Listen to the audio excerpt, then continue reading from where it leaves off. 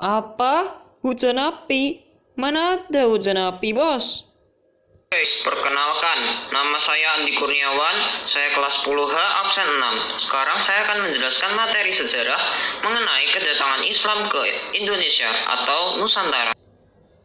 Oke guys, jadi ini adalah orang-orang yang berkunjung ke Nusantara. Tentunya sangat banyak bukan? Tentunya sangat banyak sekali bukan? Nah, mau tahu lebih lanjut? Yuk kita simak. Jadi guys, ada 4 teori mengenai kedatangan Islam ke Nusantara. Yang pertama, teori Gujarat. Kedua, teori Persia. Ketiga, teori Arab. Dan yang terakhir, teori Cina. Nah guys, untuk teori Gujarat sendiri itu dikatakan bahwa yang menyebarkan Islam itu sebenarnya orang-orang Gujarat itu sendiri, pedagang Gujarat, bukan yang lain.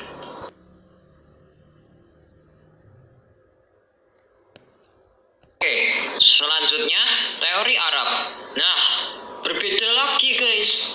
Teori ini mengatakan bahwa yang nyebarin Islam itu ya Arab sendiri, dari orang-orang Arab asli, bukan yang lain juga. Selanjutnya ada teori Persia.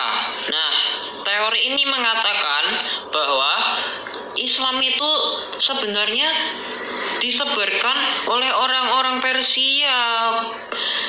Nah, pembawanya itu juga asli dari Persia. Nah, yang terakhir, teori Cina.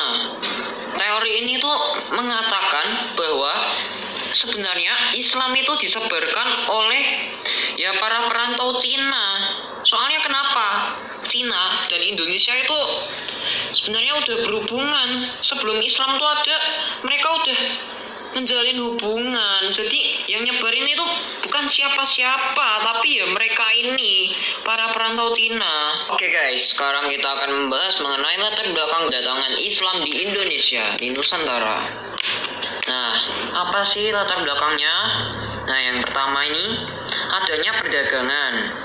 Nah, orang-orang yang datang ke Nusantara itu tujuannya memang berdagang, namun ada tujuan lain selain berdagang.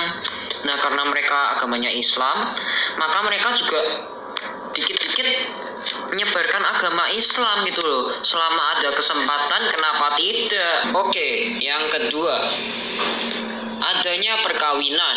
Dengan perkawinan ini, maka otomatis akan terjadi interaksi sosial.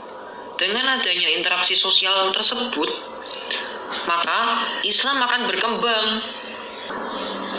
Oke, yang ketiga, adanya pendidikan pesantren. Nah, orang-orang dari luar Nusantara itu datang ke Indonesia tujuannya untuk juga memberikan pendidikan agama Islam. Nah, dengan kiai sebagai pemimpin dan juga santri sebagai murid. Nah, ini guys, yang kegiatan perdagangan. Nah, mereka itu tidak hanya berdagang juga, namun setiap kali ada kesempatan, mereka tuh juga ya masih sempat untuk mengajarkan agama, yaitu agama Islam. Nah, ini yang perkawinan tadi guys. Dengan adanya perkawinan, maka otomatis terjadi interaksi sosial, sehingga agama Islam juga bisa berkembang melalui interaksi sosial tersebut. Nah, yang ini merupakan pendidikan pesantren guys. Nah, mereka yang datang dari luar Nusantara itu, mereka mengajari dan memberikan pendidikan kepada orang-orang yang ada di Nusantara. Dengan kiai itu adalah seorang pemimpin dan juga santri sebagai seorang murid. Oke guys, sekarang kita akan membahas mengapa sih Islam di Nusantara itu cepat berkembang. Nah, yang pertama, penyebaran agama Islam itu dilakukan secara damai, unik, kreatif, dan juga sederhana. Nah, kita itu datang ke Nusantara damai-damai, mau menyebarkan agama Islam. Tenang, damai-damai. Kita di sini cuma mau menyebarkan agama Islam, bukan mau menteror kalian. Nah, begitu. Sehingga Islam itu juga bisa cepat berkembang karena damai gitu. Dua, masuk Islam itu mudah. Cuma hanya perlu mengucapkan 2 kalimat syahadat. Agama Islam itu tidak terbatas pada orang atau kelompok atau golongan tertentu. Jadi siapapun yang ingin masuk boleh-boleh aja. Nah, ada lagi nih. Di Islam itu tidak ada yang namanya perbedaan kedudukan. Semuanya sama. Yang berbeda hanyalah tingkat ketakwaannya terhadap yang Maha Esa di atas. Islam itu ajarannya sederhana, mudah dipahami, gak susah-susah banget kok. Tidak bertentangan dengan adat istiadat. Di dalam agama Islam tidak ada paksaan. Jadi kamu mau ikut Islam ya ayo, nggak mau ya udah nggak apa-apa, kita nggak maksa kok, bebas. Oke guys, selanjutnya kita akan membahas bagaimana saja sih perjuangan para tokoh-tokoh untuk menyebarkan agama Islam. Kok bisa agama Islam tuh bisa berkembang meluas gitu loh. Nah guys, agama Islam tuh pokoknya yang paling berpengaruh dalam penyebaran agama Islam itu adalah para wali itu sendiri. Para wali itu ya, Wali Songo itu ada 9 sunan. Nah, diantaranya ada Sunan Gresik, Sunan Ampel, Sunan Bonang, Sunan Giri, Sunan Derajat, Sunan Kalijaga, Sunan Kudus, Sunan Muria, dan juga Sunan Gunung Jati. Mereka semua itu ditugaskan untuk menyebarkan agama Islam ke berbagai daerah hingga bisa meluas hingga sampai saat ini. Di bidang agama, mereka itu menyebarkan agama Islam melalui pembangunan pondok pesantren, lalu menyebarkannya melalui dakwah-dakwah, dan juga melalui karya seni. Nah, untuk di bidang politik sendiri, mereka itu menyebarkan agama Islam dengan menjadi pendukung-pendukung kerajaan-kerajaan Islam, lalu menjadi penasihat para raja-raja kerajaan Islam, ataupun menjadi rajanya itu sendiri, kerajaan Islam. Di bidang kebudayaan, seni dan budaya, mereka menyebarkan agama Islamnya itu gimana?